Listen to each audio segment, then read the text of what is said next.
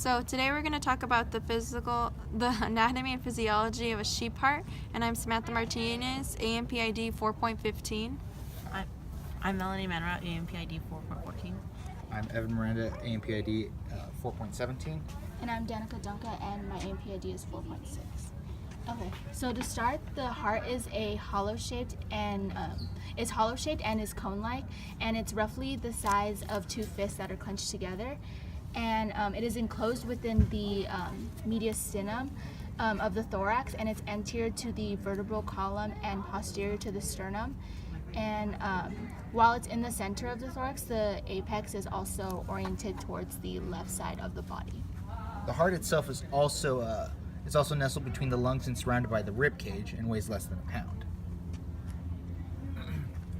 So the innermost layer of the heart is the endocardium, which is made up of endothelium and lines the entirety of the heart cavities. The myocardium, which is primarily consists of cardiac muscle and forms the bulk of the heart, and then the outermost layer, the pericardium, the visceral layer of the serous pericardium. These all together form the walls of the heart. So the coverings of the heart between the visceral and parietal layers of the serous pericardium is a cavity, the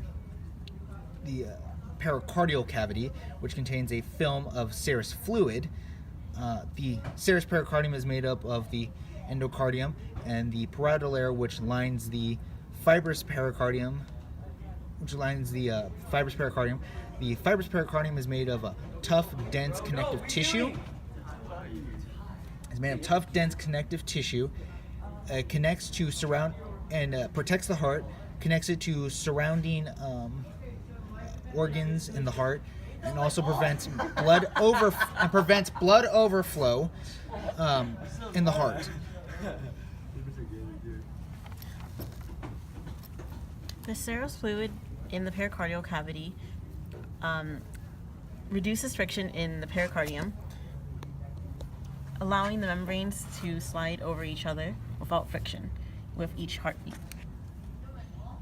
Okay, so now I'm going to talk about that the heart is known as a double pump, and it's known as a double pump because the heart is split into right and left halves, and the right half is pertaining to the right side, and that holds deoxygenated blood away from the heart to the lungs and then back to the heart.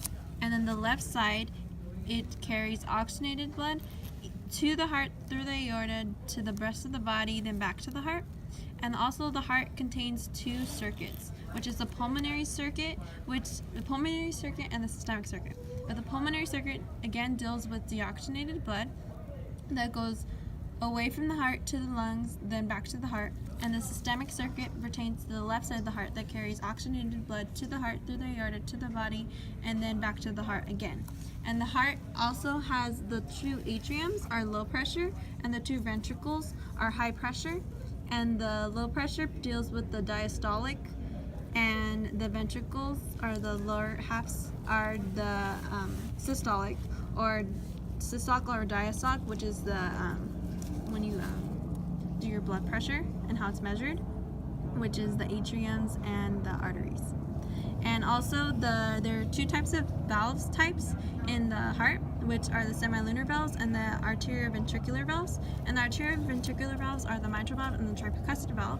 And these valves close and open to allow for blood to go through and allow them not to blood to seep through into the atrium. And the semilunar valves are the pulmonary semilunar valve and the aortic semilunar valve, and these valves allow for blood not to seep back into the ventricles.